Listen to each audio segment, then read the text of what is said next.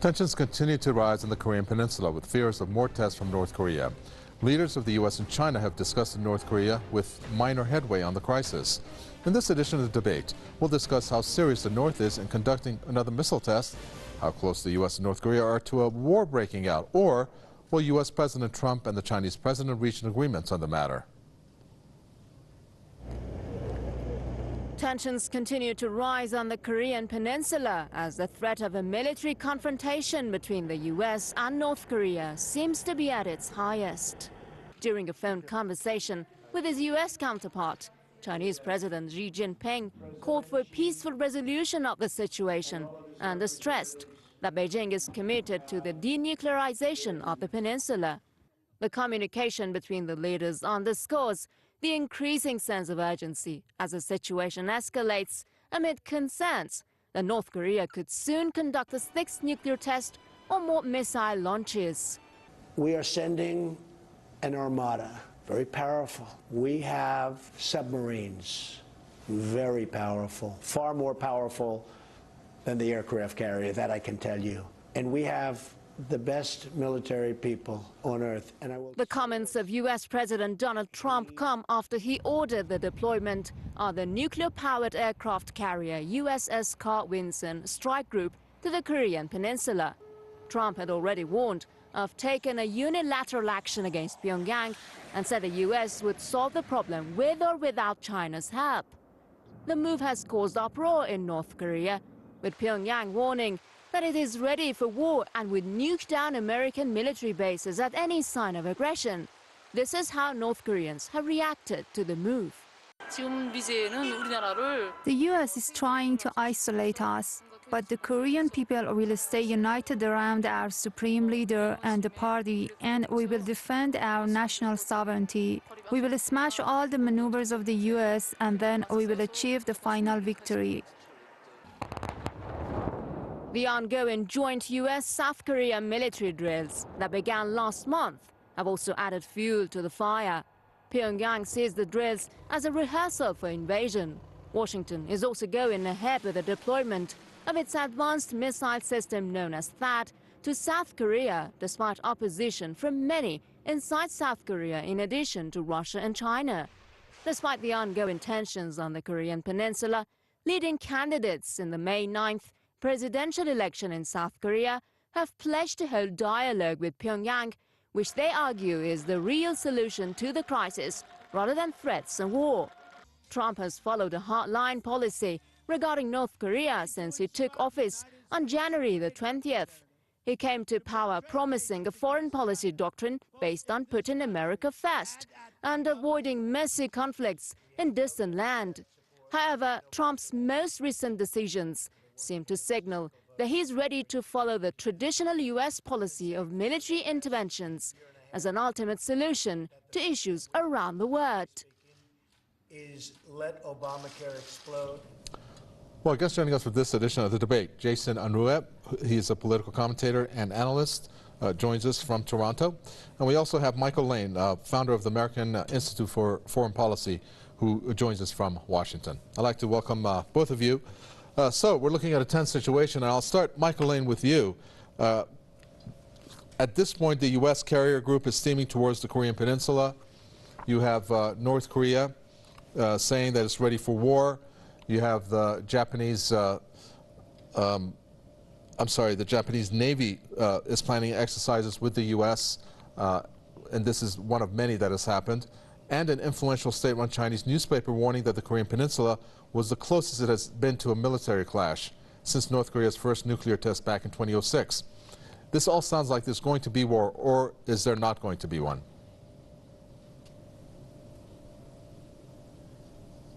Do we have Michael Lane? At this point, whether or not there will be war, but the circumstances are such that essentially nothing has changed. North Korea has been threatening to use its military capabilities for a decade or more. The United States has been conducting a show of force with their naval assets in the Yellow Sea and in and around the Korean Peninsula for decades. Japan has been a cooperative ally of the United States for 60, 70 years. So essentially nothing has changed, although the rhetoric and the ratcheting up of the tensions seems to be there. There is still time for a peaceful solution to this emerging crisis. The solution, I think all parties agree, is the denuclearization of the Korean Peninsula. The only question that remains outstanding is exactly how that denuclearization takes place. China, of course, President Xi had a good phone conversation with President Trump just a couple hours ago. Both sides indicate that they are committed to a peaceful resolution of the crisis, but this is really up to North Korea as to how this gets resolved. Because if they continue to take provocative and belligerent steps in terms of testing nuclear capabilities and testing intercontinental ballistic missiles, this crosses a line that the rest of the world can't accept. Well, maybe we should lay out, Jason Unruhe, whether this has reached now at the most that it can in terms of the repeated tests by North Korea. Because at this point, North Korea has warned that it could soon conduct a sixth missile test. Do you think that, first of all, the chances of that, and is that going to be what's going to trigger some kind of military action, and what would that look like? Well, I think it's very likely that the DPRK will carry out another nuclear test. That is their one assurance against invasion by the United States. The point of developing the nuclear technology has always been to provide a great deterrent, that if the DPRK were to be invaded, they know militarily they cannot win, but they will make the price of invading them so high that it will not be worth the effort. And as they continue to build greater U.S. and Japanese forces inside the region, aiming the guns of imperialism at the country, the DPRK is only incentivized to create even more nuclear weapons, even more powerful weapons. But standing up against the greatest power, the military and economic power in the world, is no small feat, and it's certainly necessary. The real question is, since the DPRK has always maintained their right to self-defense and their right to self-determination, and have not stepped outside of their own borders to do so, we have to ask whether or not the United States is really willing to engage in a nuclear war just to try to eliminate a government that doesn't carry out their particular interests. The DPRK has only threatened to retaliate if anything is thrown against them, if a military invasion is carried out. The first strike would have to come from the United States, because the DPRK has been pursuing a path of independence, not conquest, as the United States has. Do you agree with that the first strike has to come from the U.S., Michael Lane? There's a report by this newspaper that says China has a bottom line that it will protect at all costs the security and stability of the Northeast China, and that the Chinese People's Liberation Army will launch attacks to DPR facilities on its own.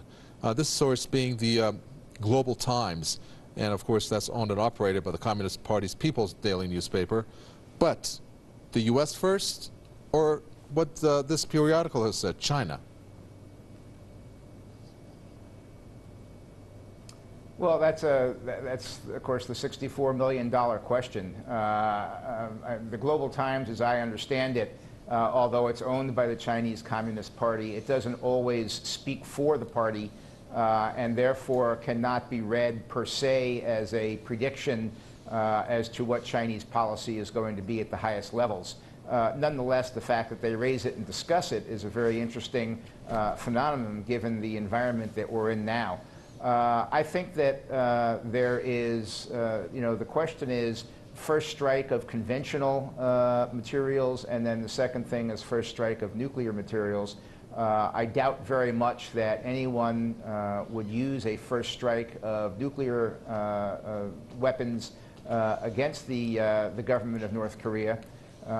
That's not necessary, one wouldn't think, to accomplish the mission of taking out the the existing regime and having it replaced with something a little bit more stable, a little bit less belligerent. But as Jason mentioned, the retaliatory capabilities of North Korea are such that they could make a not comprehensive first strike a very huge price to pay, as if they got one or two nuclear devices up in the air and flying towards their targets. It would be an absolute disaster. So I think that really what we're looking at is some sort of clandestine activity, ultimately as a weapon of first choice, where there would not be an all-out conflict between Korea and its adversaries, but really something along the lines of a surgical strike that would give the cooler heads in North Korea a chance to take control of the government, de-escalate, and work with the civilized world from there. Look, the real problem we're facing, I've been dancing around it, the real problem we're facing is the world considers Kim Jong-un to be extraordinarily unstable and irrational. And so conventional and rational measures to persuade him to take certain courses of action are perceived not to be effective. No one knows how he'll react. And when you're dealing with somebody who is irrational or perceived to be irrational, you know, you're playing blind and you're coming up with new solutions all the time. But I do think a surgical strike is the likely answer as a first try.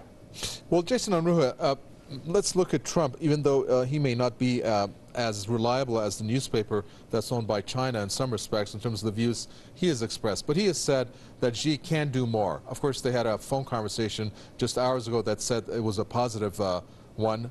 But he has said we're going to go and solve this problem with or without China's help. So the question is China able to solve this problem or not? I would say that China can wield influence in this problem, but essentially this really does come down to what the DPRK decides to do, or what the United States decides to do. Both South Korea and China can wield as much influence as they want, but the real deciding factor is Kim Jong-un going to dismantle the nuclear program in order to hand over the control of the government to U.S. imperialist interests? Or is the United States going to attack them? China wants what South Korea would partially want as well, and that's a relative political stability in order to carry out trade between the two countries. It's far more profitable for the DPRK to be in a state of peace in order for China to carry out trade with them. When tensions are high like this, there tends to be a lot of shutting down of the special economic zones and other trade like that, and it's not good for the Shanghai Stock Exchange, etc. But China can ask the DPRK for whatever it is that they want, as much as they want.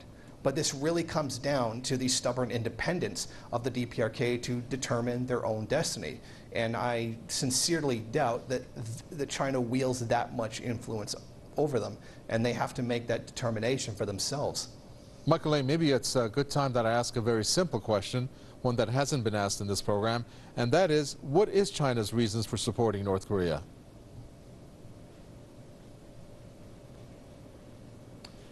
Well, North Korea has been a client state of China for a long time. Everybody wants to expand their spheres of influence.